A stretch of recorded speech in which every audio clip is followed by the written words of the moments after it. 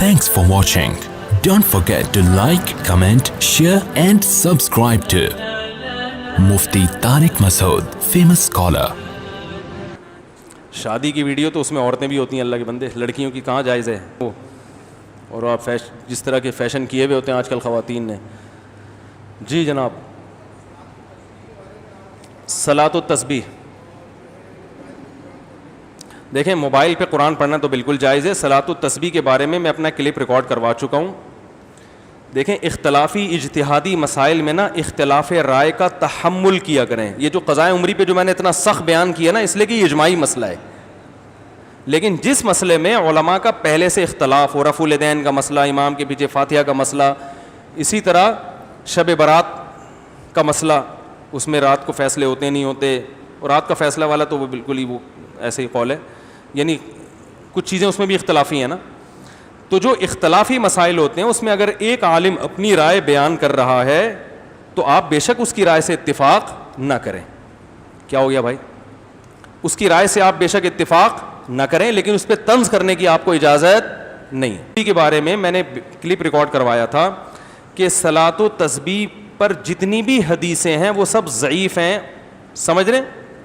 وہ سب کیا ہیں؟ بہت ضعیف ہیں, لیکن کثرت سے ہیں.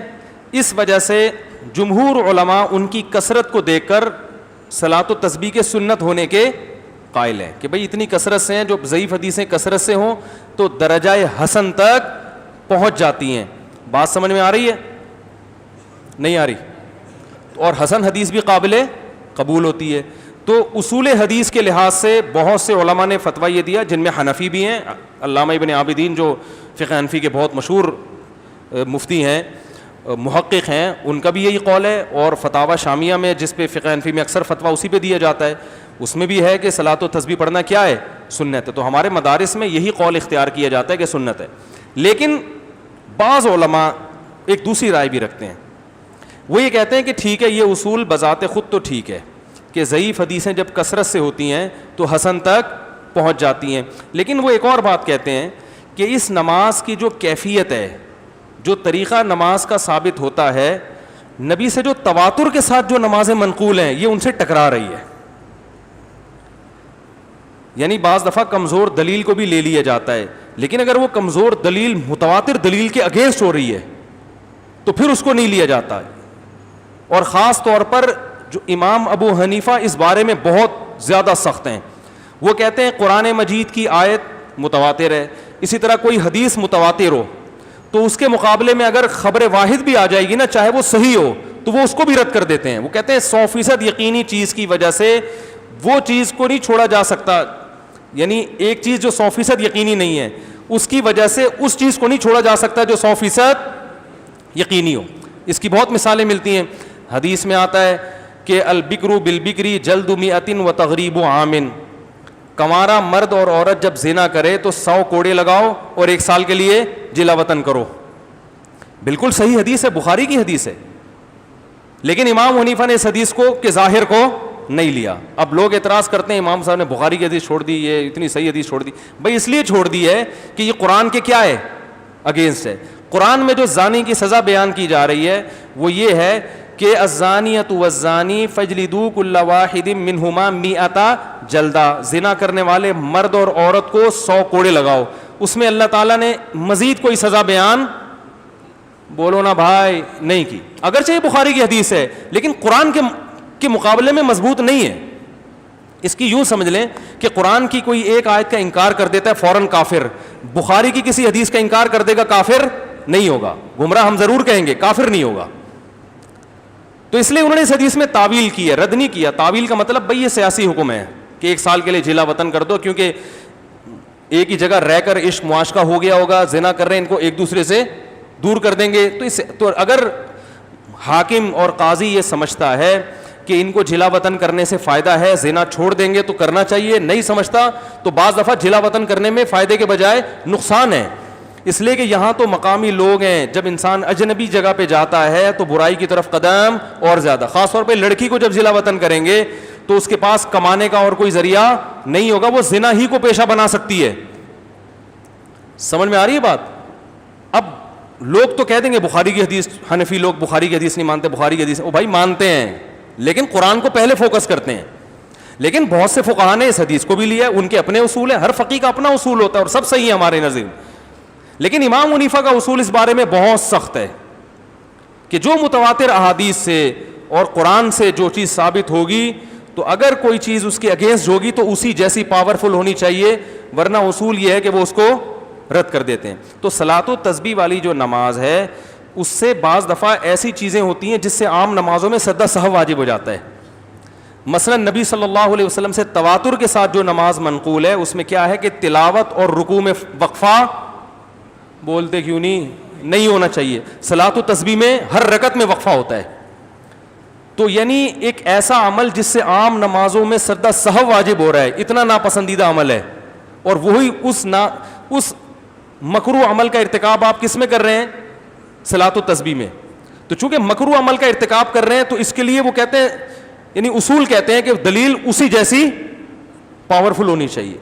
لیکن میں نے بتایا مسئلہ اختلافی ہے, جمہور بہرحال اس کے سنت ہونے کے قائل ہیں اور بعض حضرات اس طرف گئے ہیں. تو میرا رجحان, میں تو نالائق آدمی ہوں, میرا تو مجھے یہ کہتے ہوئے بھی شرم آتی ہے میرا رجحان, لیکن بن تو سکتا ہے نا کسی کے رجحان پر, تو گورنمنٹ کی طرف سے کوئی پابندی نہیں ہے. تو میرا رجحان اس لیے اس طرف ہے کہ بھائی جب صحیح احادیث جو بالکل بے غبار ہیں ان سے اتنی کثرت سے جو نمازیں ثابت ہیں پہلے وہ پوری کر لو, پھر ٹائم بچے تو پڑھ لو. لیکن آپ جب وہ ان کو کریں گے تو وہی اتنی زیادہ ہیں کہ آپ کے پاس اس طرف آنے کا ٹائم نہیں بچے گا. پھر بھی کوئی کر رہا ہے تو بھائی جمہور کا مذہب ہے, ہم اس کو بدعت ہی نہیں کہہ سکتے. علامہ ناصر الدین البانی رحمہ اللہ تعالی, انہوں نے صلاۃ و تسبیح کو سنت کہا ہے اور دلیل میں صرف عبداللہ ابن مبارک کی تقلید کی ہے انہوں نے, کیونکہ عبداللہ ابن مبارک صلاۃ و تسبیح کے قائل تھے, بہت بڑے محدث تھے. تو علامہ البانی نے کہا ہے کہ انہوں نے, یعنی ان کا یہ رائے ہے کہ عبداللہ ابن مبارک جیسا محدث جب ایک نماز کو افضل قرار دے رہے ہیں تو وہ غلطی پہ, ان کی بات کا میں حاصل بیان کو, تقلیدی ہے نا یہ. تو ہم یہ کہتے ہیں کہ چاروں امام ابو حنیفہ, مالک, شافعی, احمد بن حنبل, یہ نماز جتنی اس کی فضیلت بیان کی جا رہی ہے نا کہ اتنی فضیلت زندگی میں ایک دفعہ پڑھو نہیں تو اچھا. بعض علماء نے یہ بھی اعتراض کیا ہے کہ یہ کلام مزاج نبوت کے ان کی رائے میں یہ منافی ہے, کیونکہ نبی صلی اللہ علیہ وسلم کے اس طرح کے الفاظ آتے ہیں اس میں کہ پوری زندگی میں ایک دفعہ پڑھو, روزانہ پڑھو, روزانہ نہیں پڑھ سکتے تو ہفتے میں ایک دفعہ, ہفتے میں ایک دفعہ نہیں تو مہینے میں ایک دفعہ, مہینے میں ایک دفعہ نہیں تو سال میں ایک دفعہ, سال میں ایک دفعہ نہیں تو بعض حضرات کا یہ بھی رائے ہے کہ یہ جو کلام ہے نا یہ بھی مزاج نبوت سے میچ نہیں کرتا, یعنی آپ صلی اللہ علیہ وسلم کی حدیثیں اس طرح کی ہوتی نہیں ہیں. یہ بعض حضرات کا یہ خیال ہے. تو اور دوسرا ائمہ اربعہ سے اس بارے میں کچھ بھی منقول نہیں ہے. اتنی امپورٹنٹ اور اہم نماز نہ امام ابو حنیفہ سے کچھ منقول ہے, تو یہ اتنے بڑے بڑے علامے جو اپنے وقت کے بڑے بڑے امام تھے ان سے یہ حدیث مخفی کیسے رہ گئی؟ سمجھ میں آ رہی ہے بات؟ اور امام احمد بن حنبل جیسے جو امام بخاری کے استاذ ہیں انہوں نے بھی صلاۃ و تسبیح کو کی روایات پہ رد کیا ہے. تو اتنے بڑے بڑے ائمہ جو بڑے بڑے محقق ہیں ان سے یہ حدیثیں مخفی کیسے رہ گئیں؟ تو بہرحال دونوں طرف ہیں. میں پھر بھی بتا رہا ہوں کہ میں اپنی رائے پر مصر نہیں ہوں. کوئی صلاۃ و تسبیح کا مجھ سے پوچھتا ہے تو میں عمومی طور پر اس کو وہی فتویٰ بتاتا ہوں جو جمہور کا ہے, کیونکہ امت کو مزید اختلاف میں نہیں ڈالنا. لیکن یہ چونکہ کسی نے پوچھا تھا تو جب ایک دفعہ زبان سے بات نکل جائے تو پھر تو بھگتو صحیح ہے نا. ورنہ میں نے 15 سال یہ مسئلہ کبھی ممبر سے بیان نہیں کیا. بھئی عوام چلو عبادت ہی کر رہی ہے, جمہور کے قول پر عمل کر رہی ہے, کرتی رہے, یہ کوئی اتنے بڑے مسائل نہیں ہیں کہ ایک نئی جنگ چھڑ جائے. لیکن وہ ہو گئی, وہ زبان سے نکل گیا تو پھر اس پہ توپوں کا رخ دھاڑ ٹھیاؤ پوری فائرنگ ہو رہی ہے. یہ دیوبندی نہیں ہے, یہ یوں نہیں ہے, تو یہ فلانا نہیں ہے, تو یہ یوں نہیں ہے, تو یہ حنفی نہیں ہے, کوئی پتہ نہیں کیا کیا بنا دیا مجھے. تو اتنا بڑا مسئلہ نہیں ہے, پڑھ لیں ٹھیک ہے نا. میں نہیں پڑھتا, مجھے گن پوائنٹ پہ کسی کا باپ بھی نہیں پڑھا سکتا ٹھیک ہے نا. اگر میری رائے تبدیل ہوگی تو میں پڑھ لوں گا. باقی جو پڑھ رہا ہے تو میں اس کو بدعتی بھی نہیں کہتا, کیونکہ دونوں طرف علماء ہیں. مجھے کیوں نہیں پڑھا سکتا؟ اس لیے کہ میرا اپنا مزاج ہے کہ یار جب وہ دوسری روایت اتنی کثرت سے ہے. تو ہمارے حضرت مفتی رشید احمد صاحب رحمہ اللہ بھی بہت, مفتی تقی عثمانی صاحب کے استاذ تھے. اچھا مجھے لوگ یہ بھی کہتے ہیں اس کا اپنا تفرد ہے, میرا تفرد نہیں ہے بھائی, میں کون ہوتا ہوں؟ بڑے بڑے علماء اس کے قائل رہے ہیں. تو ہمارے شیخ مفتی رشید احمد صاحب جو دارالعلوم کرنگی میں شیخ الحدیث تھے, حضرت مفتی تقی عثمانی صاحب, مفتی رفیع عثمانی صاحب نے حضرت سے 8 سال پڑھا ہے. وہ خود بہت بڑے عالم تھے, ان کی بھی یہی رائے تھی کہ وہ بھی صلاۃ و تسبیح کے قائل بولو بھائی نہیں تھے، بلکہ وہ تو یہ کہتے تھے کہ میں نے جو 50-60 سال صلاۃ و تسبیح پڑھی ہے تو میرا دل چاہتا ہے کہ میں یہ نمازیں لوٹا لوں، کیونکہ وہ سدا صاحب واجب ہو رہا تھا نا. ان کی رائے تھی، لیکن وہ بھی اس پہ اصرار نہیں کرتے تھے، بلکہ وہ اسی طرح مسئلہ بتاتے تھے کہ بھائی دونوں طرف علماء ہیں، اپنی رائے میں وہ مضبوط تھے، بتاتے ایسے تھے بھائی وہ بھی رائے ہے اور یہ بھی رائے ہے، تو جو جس رائے پر عمل کرے. تو اگر آپ کو ان علماء کی رائے صحیح لگتی ہے تو بے شک ان کی رائے پر عمل کریں. صلاۃ التسبیح پڑھنے والے کو بدعتی نہیں کہا جائے گا، سمجھ رہے ہیں. لیکن میرا بھی اتنا لمبا ریکارڈ کرانے کا مقصد یہ تھا کہ آپ جس رائے پر بھی عمل کریں، اللہ کا واسطہ رائے کے اختلاف کی برداشت کی قوت پیدا کریں اپنے اندر. یہ نہیں کہ آپ کی رائے کے خلاف اگر کوئی جا رہا ہے تو توپ سے اس کو اڑا دیں، آپ کسی کام کا چھوڑیں ہی نہیں، آپ اس کے بیان مت سنو، یہ تو الگ ہی نیا فرقہ لے کے آ رہا ہے. کوئی نیا فرقہ نہیں ہے، یہ اختلاف چلتے رہتے ہیں ہمیشہ سے. ابن تیمیہ رحمہ اللہ بھی قائل نہیں تھے، وہ ٹھیک ہے وہ بہت ساری چیزوں کے قائل نہیں تھے جو بالکل بعض چیزیں تو ایسی جو اجماع سے بھی ہٹ کر ہیں، لیکن بہرحال وہ ایک بڑے عالم تھے وہ بھی. تو اس لیے چلتا ہے مارکیٹ میں. کیا ہے ہمارا مسئلہ؟ خدا کی قسم یہ نہیں ہے کہ کسی سے دلیل میں غلطی ہو جائے. ہمارا مسئلہ یہ ہے کہ ہماری قوم میں رائے کے اختلاف کو برداشت کرنے کی طاقت. ہمارا مسئلہ رفع الیدین کا نہیں ہے.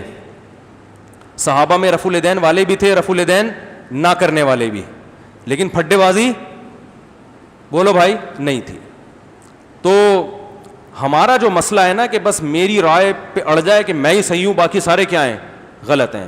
تو نہ میں صلاۃ و تسبیح پڑھنے والوں کے بارے میں ایسی رائے رکھتا ہوں، تو نہ آپ میرے بارے میں ایسی رائے. زیادہ زیادہ ہمارے حضرت بعض دفعہ یہ بھی کہتے تھے کہ جب کوئی، اچھا یہ بھی یاد رکھیں تقلید مجتہد کی ہوتی ہے، مجتہد کے علاوہ کسی اور کی تقلید نہیں ہوتی کہ کسی نے بھی کچھ بھی لکھ دیا.